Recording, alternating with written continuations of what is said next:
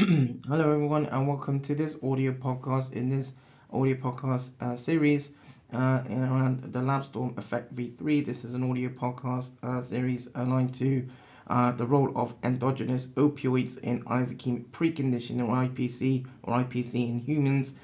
This is an audio podcast in around the human forearm, looking at the human forearm model of ischaemic-reperfusion injury or IR injury.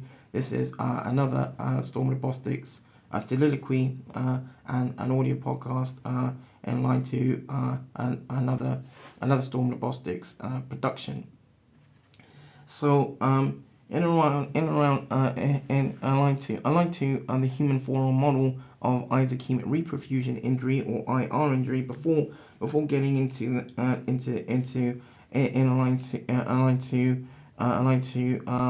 aspects of the forearm, the sort of forearm model of ischaemic-reperfusion injury. I thought here, sort of in a way to sort of recap on aspects of ischemic post-conditioning. So one of the aspects is the major disadvantage of ischemic post-conditioning or post-conditioning as a cardioprotective or CP strategy is the requirement to intervene before occurrence of an ischemic event, which is not possible in the case of an acute myocardial infarction. And works by Zhao and team in 2003. They made an intriguing discovery that the cardiac muscle could be protected against acute myocardial infarction or MI by interrupting myocardial reperfusion with several short-lived episodes of myocardial ischemia, and the team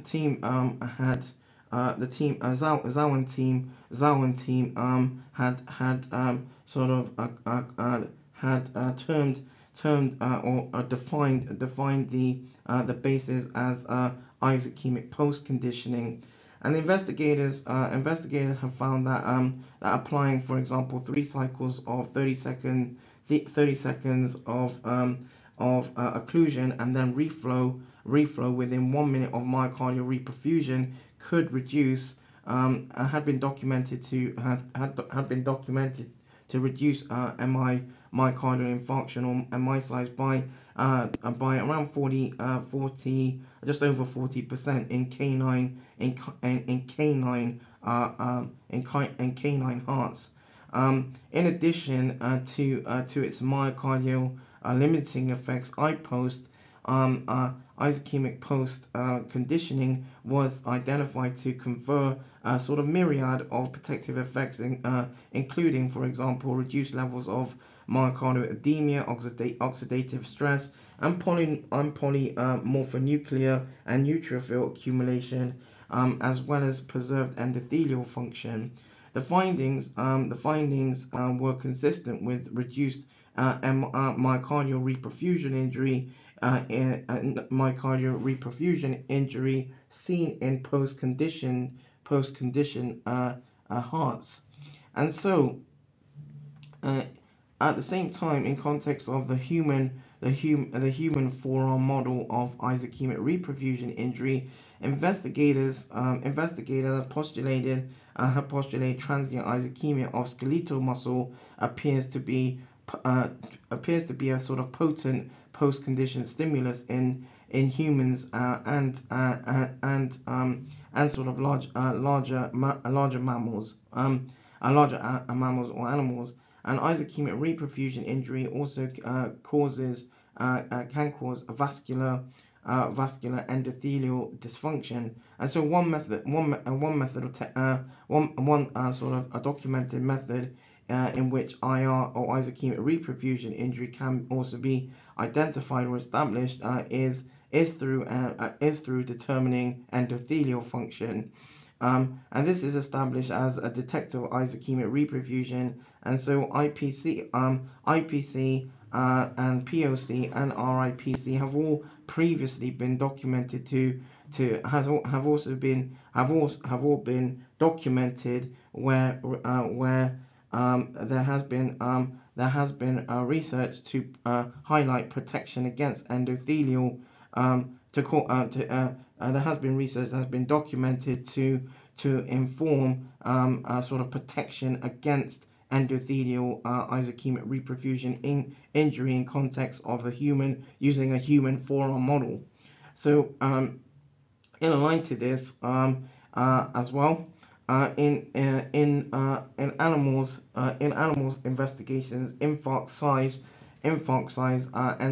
enzyme release, and neutrophil accumulation have been used to investigate or understand the extent of ischaemic reperfusion injury. However, these models also involve the infarction or other substantial damage, and therefore impractical for investigations to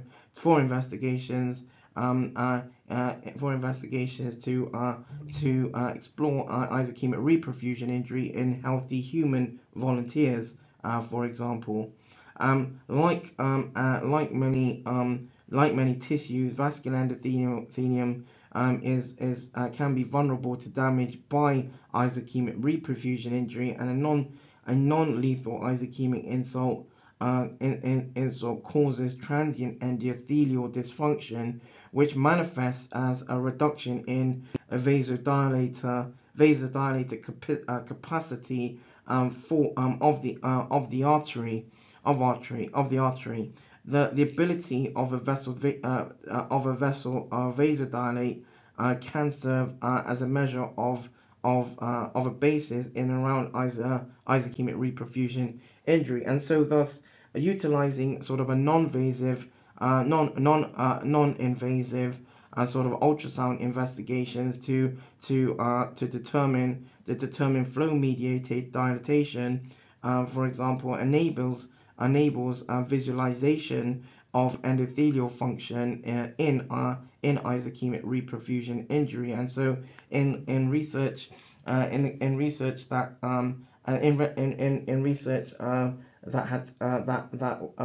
was implemented it took place in around 2008 2009. A team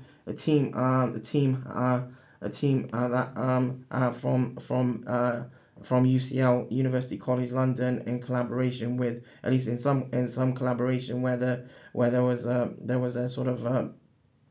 basis around University College London and King's College London. The team in around pharmacology research had looked at the use of flow mediated dilatation, or FMD, in around exploring or investigating ischaemic reperfusion injury in a human forearm, using a human forearm model in a line to understand the basis around the injury aspect, but also as per mentioned in the previous audio podcast in this series, in a line to exploring whether to also explore, understand whether Beta-Endorphin as an opioid, as an endogenous opioid, has a basis as well. And so the next audio podcast will delve into a little bit more in around the measurement of ischaemic reperfusion, sort of injury in context of induced endothelial function, and so this draws a close to this particular audio podcast and around the role of endogenous opioids in ischemic preconditioning, or IPC, in humans, and where this audio podcast was in around human looking at the sort of based in around the human forearm model of ischaemic-reperfusion injury. And this is an audio podcast aligned to the LabZtorm effect v.3, and also an audio podcast aligned to a storm-robustic soliloquy, and also part of a storm robotics production. Thank you for tuning in.